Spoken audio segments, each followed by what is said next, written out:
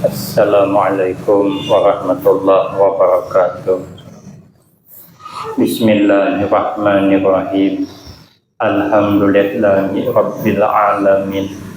Wassalatu wassalamu ala asyrafil anbiya wal mursalin wa ala alihi wa ashabihi ajma'in. La haula wa la quwwata illa billahil aliyyil azim. Rabbi shrah li sadri wa yassir li amri wahlul 'uqdatam min lisani yafqahu qawli. Amma ba'du, fa aqulu wa 'alallahi tawakkuli. Ma'asyiral hadirin, jamaah yang mulia, meneruskan daripada pengajian kita yang lalu, wa talabtu nural qalbi fi shalah.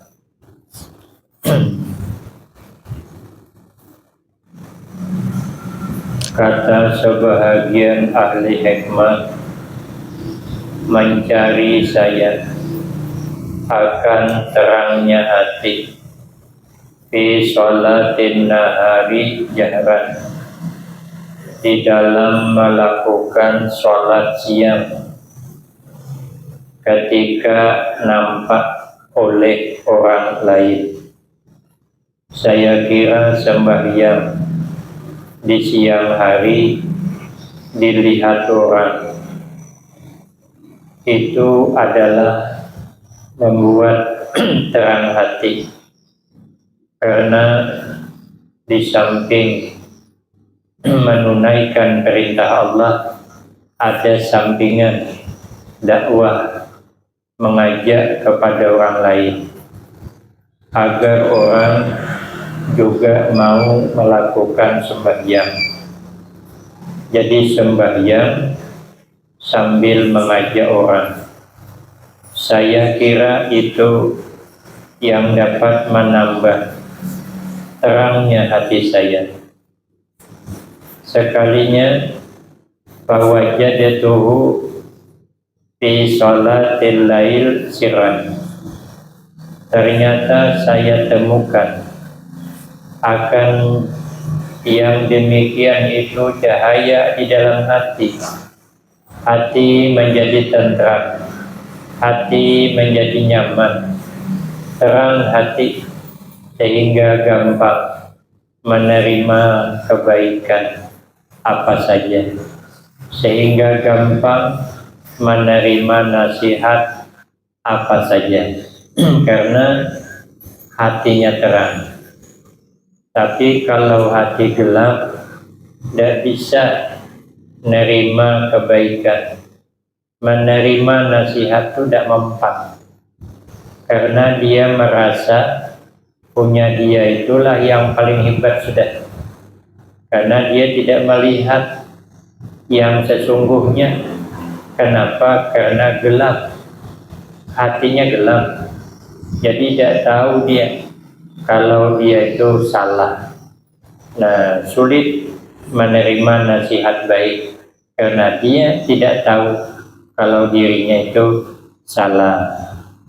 Nah, ternyata sembahyang malam itu menjadikan bersinarnya hati. Ruya diceritakan daripada Nabi sallallahu bahwasanya Nabi sallallahu alaihi wasallam aqrabu ma yakunu rabbu minal abdi, bermula lebih dekatnya barang yang ada oleh Tuhan daripada hamba. Yang paling dekat sesuatu dengan Tuhannya itu hamba. Allah dekat dengan itu hamba. Hamba dekat dengan itu Allah. yang paling akrab, yang paling dekat ialah fi jawfil lail al-akhiri, pada pertengahan malam yang akhir. Fi jawfil lail, jawf itu artinya parut, pertengahan. Perut itu kan letaknya di tengah, jadi di perutnya malam, artinya di pertengahan malam tapi ke akhir, bukan ke awal. Pertengahan malam jam 12. Kalau ke awal sebelum jam 12. Kalau pertengahan ke akhir jam 12 ke atas.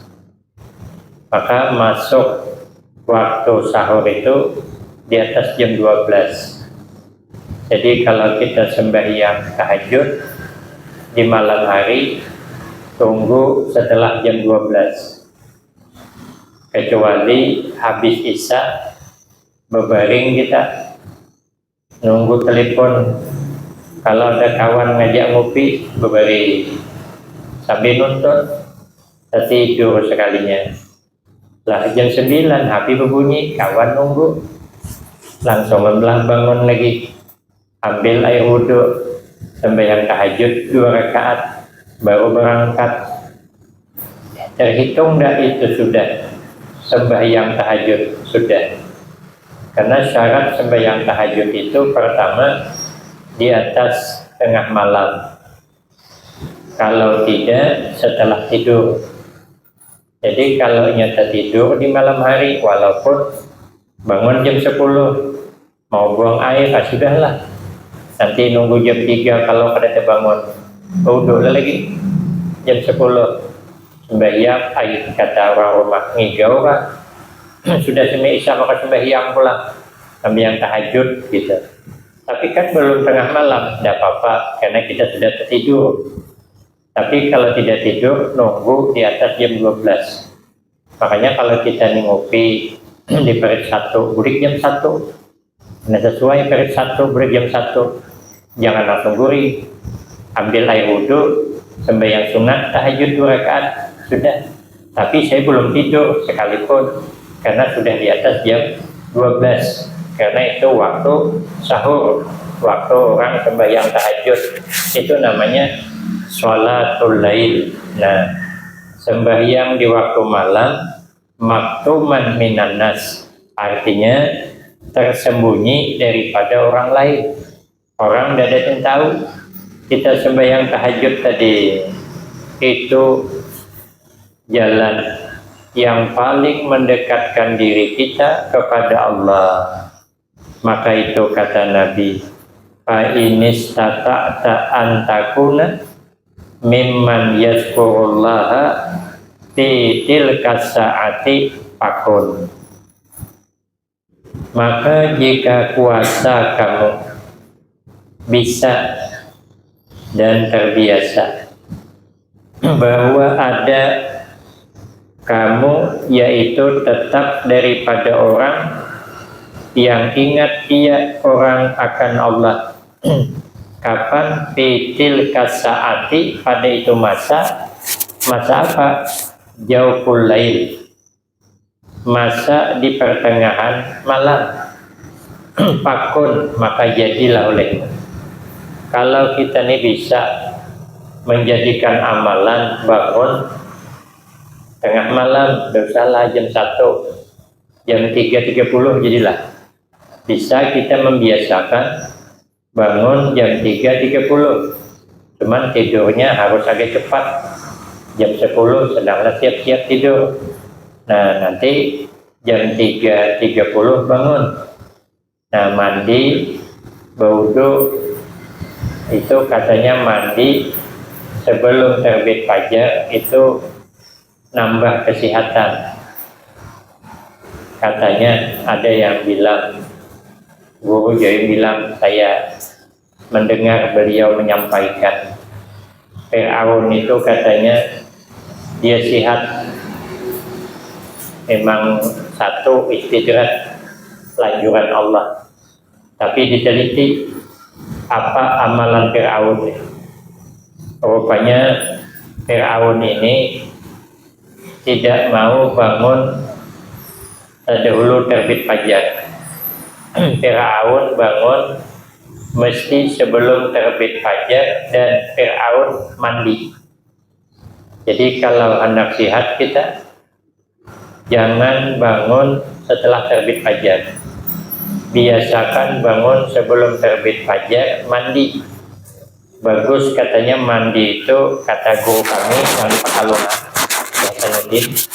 mandi itu katanya bagus air yang langsung dari perut bumi, jangan yang di langit.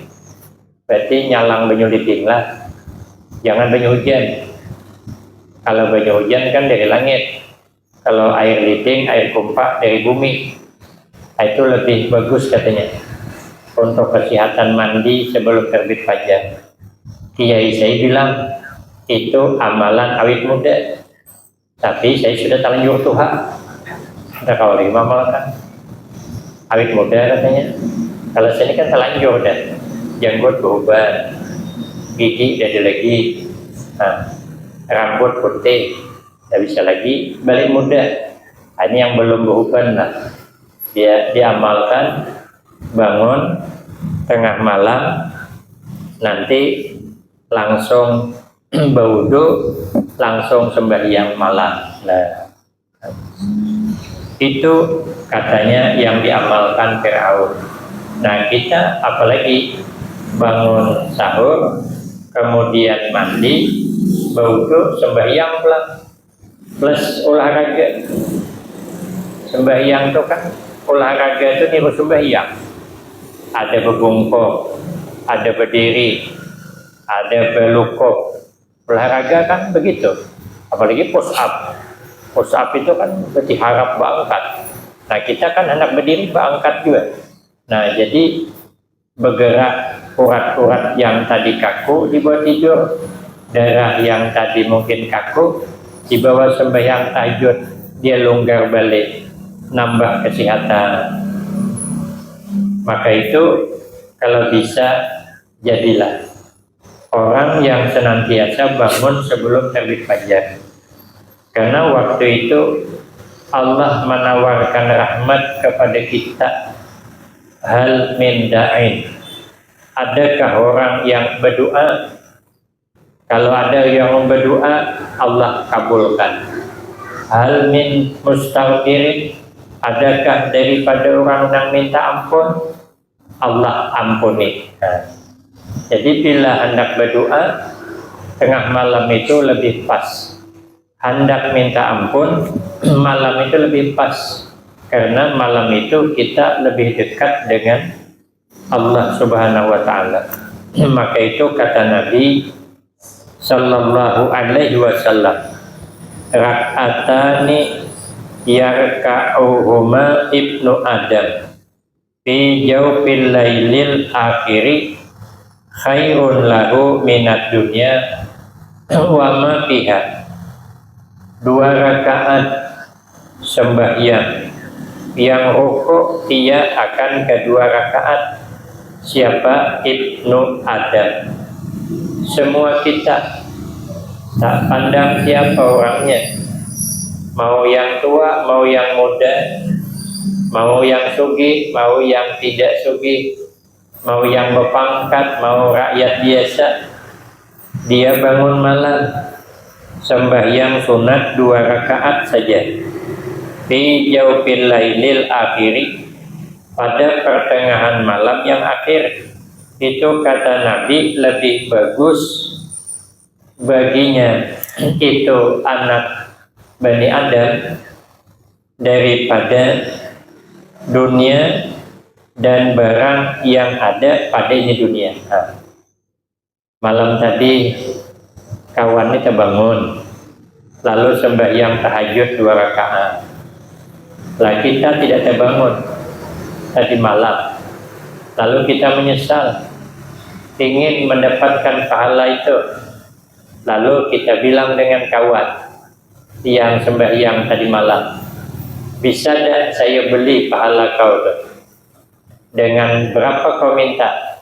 Ternyata Nabi menjawabkan, dunia pun tidak sanggup membeli, apalagi cuman toke. Tukik batu bara sanggup, apalagi tukik berapi, maksudnya sanggup. Tukik batu bara sanggup, berapi pula maka sanggup. Nah, dunia tidak cukup untuk membayar pahala sembahyang sunat 2 rakaat. Jadi kalau kita ingin jadi orang sugih di akhirat, beguyurai malam nih mulai. Malam nih nang kada biasa. Kalau yang sudah biasa ya teruslah. Yang kita belum biasa, pasang niat malam nih. Saya bangun jam 4 ya, yang jam 3:30 kelakasan. Karena kita baru melatih, bukan belajar, melatih. Karena kita tidak biasa belum. Jam 4 masih bisa. Nah, bangun jam 4. Nah, supaya segar, nanti mandi dulu, berwudu, sembahyang 2 rakaat, baca Al-Quran supaya semangat, rebus air, ngopi dulu. Nah, habis gembung yang kayak kaplain tuhut ganalnya, sudah, baru ambil unda, menuju ke masjid. Sampai masjid azan orang. Ternyata sembahyang sunat pula 2 rakaat fajar, terbit fajar azan, sembahyang kita 2 rakaat qabliyah subuh itu ternyata juga pahalanya lebih baik daripada dunia dan seisinya. Sugih kita di akhirat. Asal saja mau bangun jam 4 tarik ke subuh, jam 6 ngopi kita di warung, jam itu baru balik, baru buka toko, baru berusaha, tenang hidup, hati bercahaya, kebaikan mudah masuk. Lalu ketemu kawan diajak, kita nanti malam ada peringatan tahun baru di Gedung Runtuh. Nah, rombongan pikir subuh umpama mengadakan, ayo kita hadir langsung ke tolak. Kenapa? Hatinya terang. Hatinya terang itu ibarat lampu. Kalau lampu itu terang berarti hidup. Kalau hidup berarti ada santrumnya. Setiap terang berarti hidup. Setiap hidup ada santrumnya. Hati kalau terang berarti hati hidup. Kalau hati hidup selalu nyantrum untuk berbuat kebaikan. Mendengar ada penceramah dari luar umpama, cepat kita datang, bukan berarti kita membedakan dengan penceramah di dalam, enggak. Cuman kita menghargai sidin, karena sidin sekali-sekali ke sini. Tapi kita juga tidak boleh membelakangi guru yang di kampung, karena yang membimbing kita, yang membantu kita, bila kita tahlilan, sidin beda tahlil. Bila kita kematian, sidin yang datang. Nah, bila kita bertanya hukum dengan sidin, kita tidak membedakan, tidak. Tapi kenapa penceramah dari luar kita istimewakan? Karena sidin tamu. Karena tamu, maka guru pun maklum. Guru di kampung kada beriri. Malah guru di kampung senang melihat pengajiannya bisa menghargai tuan guru yang datang. Tidak tersinggung, ya, tidak tersinggung. Nah, tapi kalau hatinya akan hidup, ya tidak mau dia pergi ke pengajian, tidak tertarik, pergi berjemaah tidak tertarik. Kenapa? Sebab karena hati ada hidup. Karena ada hidup berarti tidak ada nyantrumnya. Nah, kalau kita nyantrum gampang, ya monggo sami-sami kita mau tahlil, nggih, afdalul zikri la ilaha illallah, mendarau dah serentak semuanya, la ilaha illallah, la ilaha illallah, langsung tersentuh hati. Kenapa? Karena hati hidup. Setiap hidup mesti suka nyantrum kepada kebaikan. Amalannya ternyata sembahyang di malam hari, di waktu pertengahan malam yang akhir. Walaula an asyukka, kata Nabi, ala ummati, jikalau tidak bahwa memberatkan aku atas umatku, kalau tidak memberatkan aku kepada umatku, laparat tuhuma, niscaya aku fardukan akan keduanya rakaatain tadi alaihim atas umatku tadi. Nah, kata Nabi, kalau saya ini tidak ada merasa khawatir. Kalau diwajibkan, khawatir saya kalau orang ini ya Nabi berat. Nah, alangkah yang 5 waktu nih ya kadang masih ada yang berat lagi. Apalagi bangun malam, wajib sembahyang 2 rakaat. Alangkah yang subuh saja pas-pasan, masih banyak masbuk. Aku gini masbuk terus.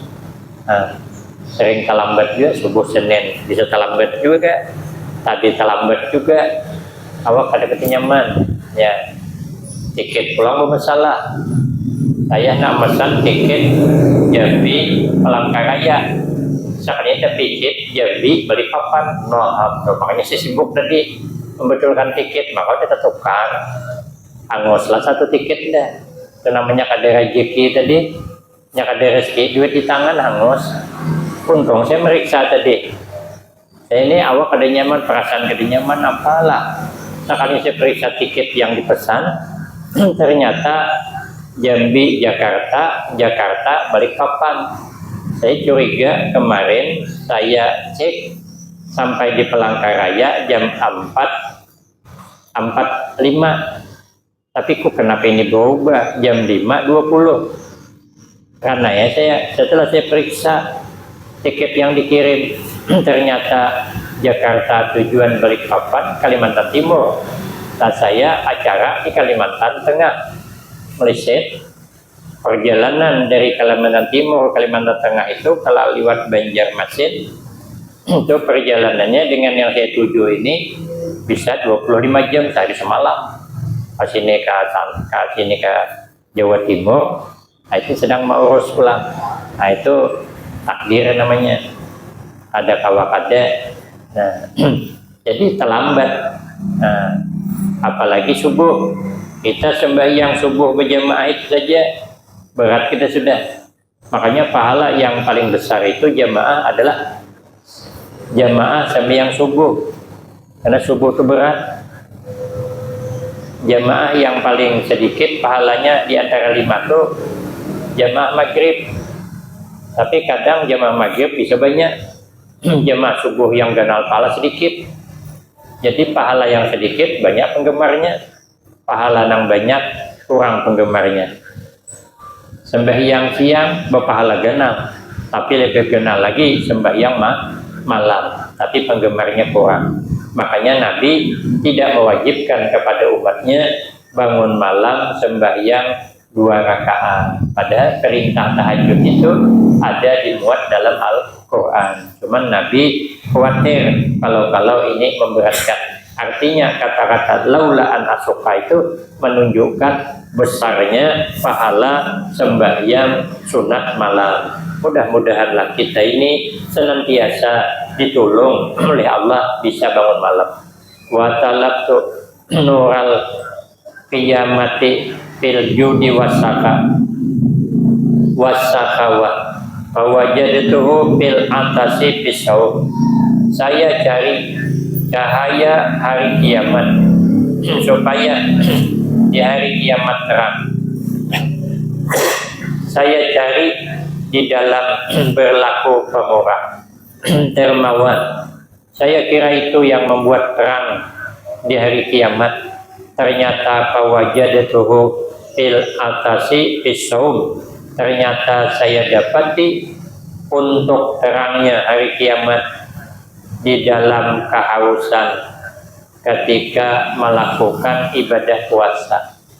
Makanya sebagian banyak yang mengamalkan puasa itu sehari puasa, sehari kada, sehari puasa, sehari tidak, ngikut puasanya Nabi Daud. Kalau tidak Senin Kamis, Senin Kamis. Nah, itu puasa. Untuk apa? Supaya nanti bersinar pada hari kiamat. Karena kata Nabi Shallallahu Alaihi Wasallam, sesungguhnya di dalam surga itu ada pintu. Dikatakan pintu itu Rayyan. Yadkhulu minhu shaimuna yaumal qiyamah. Itu masuk ke pintu Rayyan itu orang-orang yang puasa ketika di alam dunia suka puasa, nanti masuk surga lewat pintu rayyan. La yadkhulu minhu ahadun ghairuhu. Tidak bisa selain orang puasa masuk ke pintu itu. Itu khusus untuk pintu orang puasa. Biasanya kalau pintu itu khusus itu istimewa. Yang ini khusus ya, tidak boleh orang lain. Berarti PEP ya, VIP. Nah, pintu VIP namanya. Itu tidak bisa sembarangan orang masuk ke sana. Siapa dia? Orang puasa. Kalau begitu, orang yang senantiasa puasa karena Allah ternyata punya istimewa khusus nanti pada hari kiamat, sehingga jalan masuk menuju ke surga itu pun tidak sama dengan yang lain, karena yang lain tidak boleh ikut di pintu rayyan untuk masuk ke dalam surga. Mudah-mudahan kita bisa beribadah malam sesekali, bisa puasa di siang harinya, sehingga kita hati terang, di akhirat nanti terang, sehingga kita diselamatkan Allah dunia wal akhirat, husnul khatimah wassa'adah, amin Allahumma amin. Ini saja yang dapat saya sampaikan, lebih kurang banyak minta maaf. Akhirul kalam, wabillahi taufiq wal hidayah, wassalamualaikum warahmatullahi wabarakatuh.